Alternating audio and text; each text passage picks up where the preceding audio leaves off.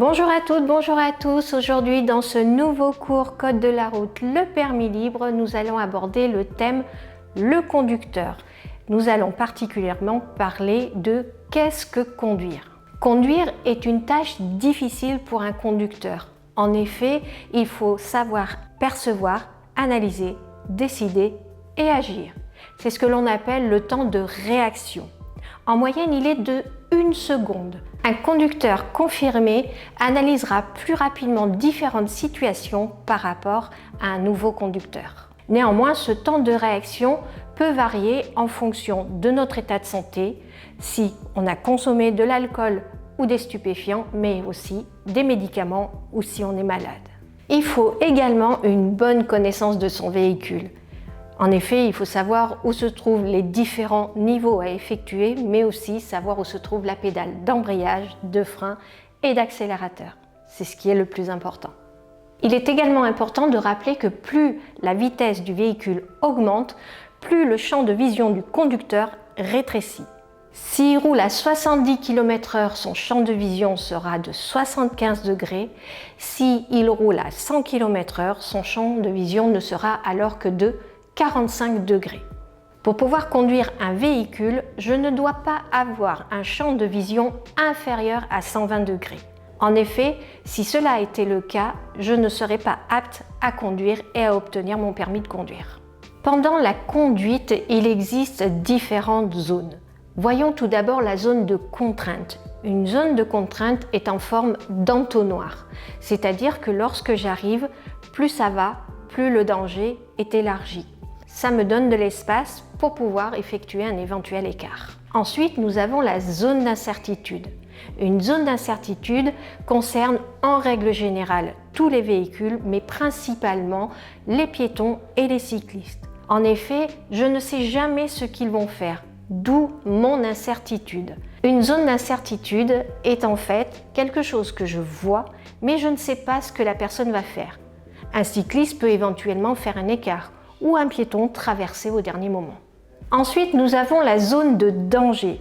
Une zone de danger, c'est un endroit qui est caché, soit par un angle de maison ou alors par un véhicule de gros gabarit. Nous avons l'exemple du passage piéton caché par un bus. En effet, des piétons peuvent traverser devant le bus. Je ne les vois pas, donc c'est une zone de danger. Pensez à lever le pied et ralentir en arrivant près des bus. Nous avons également la zone de danger potentiel. Elle ressemble à la zone d'incertitude et à la zone de contrainte réunies. En effet, je dois redoubler de vigilance puisqu'en fait, je ne vois pas ce qu'il se passe, j'ai un doute sur ce qu'il va se passer, donc je ralentis, je place mon pied au-dessus du frein et je me prépare. Il faut savoir qu'un bon conducteur ne surprend pas, n'est pas surpris et réagit rapidement. Voici 3 exemples de situations représentant un très grand risque. Lors des dépassements, bien penser à regarder les rétroviseurs et ensuite l'angle mort et enfin en face si j'ai le temps et la place pour dépasser et si personne n'arrive en face. Nous avons aussi le franchissement des intersections, savoir à quel moment je dois passer devant un véhicule ou passer derrière un véhicule. Également le changement de direction. En effet, il faut savoir se placer correctement, adapter la bonne allure et bien sûr ne pas oublier les contrôles et le clignotant. Passons maintenant au chapitre s'arrêter à temps. Comme je vous ai dit au début du cours, le temps de réaction c'est percevoir, analyser, décider et agir. Ce laps de temps dure 1 seconde en moyenne. C'est pour cela qu'il faut respecter les distances de sécurité de au moins 2 secondes. 1 seconde pour réagir et 1 seconde pour pouvoir s'arrêter. Attention, la distance de sécurité est un minimum, 2 secondes minimum, mais je peux laisser un peu plus de temps entre le véhicule qui me précède et moi-même. À 20 km/h, je fais 6 mètres à la seconde. À 50 km/h, je fais 15 mètres à la seconde et à 100 km/h, je fais 30 mètres à la seconde. Pour effectuer ce calcul, c'est simple, vous prenez le chiffre des dizaines et vous le multipliez par 3. Cela vous donne la distance parcourue pendant le temps de réaction. Il faut savoir que la distance parcourue pendant le temps de réaction a un impact sur la distance d'arrêt. La distance d'arrêt, c'est la distance parcourue pendant le temps de réaction plus la distance de freinage. Plus je vais rouler vite, plus la distance d'arrêt sera importante. Plus je mettrai de temps à réagir, plus la distance d'arrêt sera importante. Pour calculer cette distance d'arrêt, il suffit de prendre le chiffre des dizaines et de le multiplier par lui-même.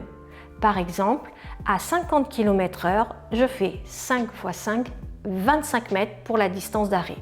À 100 km/h, je fais 10 x 10, il me faudra donc une distance de 100 mètres pour pouvoir m'arrêter. Si je mets plus de temps à réagir, ma distance de freinage sera alors au-delà des 100 mètres. Attention, cette distance de freinage augmente par temps de pluie. Il suffit de rajouter 50% du résultat obtenu. Par exemple, tout à l'heure, je vous ai dit que à 100 km/h, il me fallait 100 mètres pour m'arrêter. Par temps de pluie, je rajoute 50%, la moitié de 100. Il me faudra alors 150 mètres pour m'arrêter par temps de pluie. Parlons maintenant de la distance de freinage. La distance de freinage, c'est le moment où j'appuie sur la pédale de frein jusqu'au moment où le véhicule s'arrête. Cette distance de freinage peut varier en fonction de la météo, de la vitesse et de l'état de la chaussée. Pour calculer cette distance de freinage, il vous suffit de prendre votre distance d'arrêt moins la distance parcourue pendant le temps de réaction et vous trouvez la distance de freinage. Abordons maintenant comment choisir sa vitesse. C'est tout simple, il suffit d'une part de connaître son code de la route, mais aussi plus simplement de lire les panneaux de signalisation. On sait que sur une route à double sens de circulation, la règle est 80 km/h, sauf pour le cas de certains départements qui sont à 90. Mais pour l'examen du code de la route, vous restez bien dans l'idée des 80 km/h. Un jeune conducteur sera lui aussi limité à 80 km/h. Lorsque nous avons 3 voies de circulation, dont 2 voies dans mon sens, la voie qui a 2 voies de circulation est limitée à 90, contrairement à l'autre qui est seule est limitée à 80. Sur ce type de route, la limitation de vitesse est de 80 km/h pour les jeunes conducteurs. Sur les chaussées à 2 fois 2 voies avec un terre-plein central, ces routes sont limitées à 110 km/h et 100 km/h pour un jeune conducteur. Il en va de même pour l'autoroute où un conducteur confirmé sera limité à 130 km/h et un conducteur novice, lui, sera limité à 110 km/h. Cela veut dire qu'en fait, un jeune conducteur a les limitations de vitesse par temps de pluie pour un conducteur confirmé. Dans la partie savoir prendre ses distances, il faut être prévisible. En effet, il faut savoir maintenir une distance de sécurité suffisante pour pouvoir agir dans le cas où le véhicule qui me précède se met à freiner d'un coup.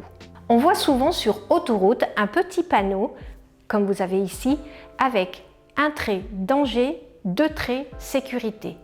En fait, sur autoroute, lorsque vous avez 2 bandes d'arrêt d'urgence, vous tenez la distance de sécurité minimale obligatoire. Également, dans les tunnels, il faut respecter 2 diodes bleues obligatoirement. En cas de non-respect des distances de sécurité, je suis passible d'une amende et d'un retrait de points. Pour connaître cette distance de sécurité, il suffit de multiplier le chiffre des dizaines de la vitesse à laquelle je roule et de multiplier par 6. En effet, si je roule à 50 km/h, je dois respecter une distance de sécurité de 30 mètres minimum. À 100 km/h, je dois respecter une distance de sécurité minimum de 60 km/h. Et à 130 km/h, une distance de sécurité minimum de 78 mètres. Une petite astuce lorsque vous allez rouler pour savoir si vous tenez votre distance de sécurité, il vous suffit de prendre un point de repère et de dire un mot qui dure 2 secondes. Soit vous pouvez dire 1 seconde, 2 secondes ou alors crocodile, crocodile. Cela permet de savoir si je respecte une distance de sécurité. Si je termine de dire le deuxième mot crocodile avant le point de repère, c'est que j'ai une bonne distance de sécurité. Si je termine de le dire après le point de repère, c'est que ma distance de sécurité n'est pas suffisante, alors je dois lever le pied. Abordons maintenant savoir communiquer avec les autres.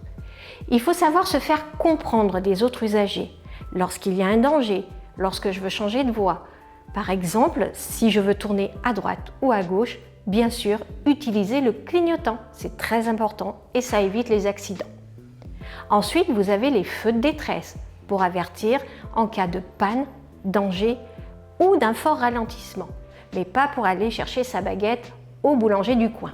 Il y a également le klaxon. Le klaxon est utilisé hors et en agglomération, mais en cas de danger immédiat. Hors agglomération, lorsque vous avez des cyclistes, vous pouvez klaxonner pour avertir de votre présence. Ces cyclistes, s'ils sont en groupe et que vous avez klaxonné, doivent obligatoirement se mettre en file indienne pour que vous puissiez les dépasser en toute sécurité. Attention, l'utilisation du klaxon n'est pas une obligation. On peut l'utiliser, mais on ne doit pas l'utiliser. Voilà, cette partie de cours conduire dans le thème le conducteur est maintenant terminée. Je vous retrouve très vite pour un prochain cours.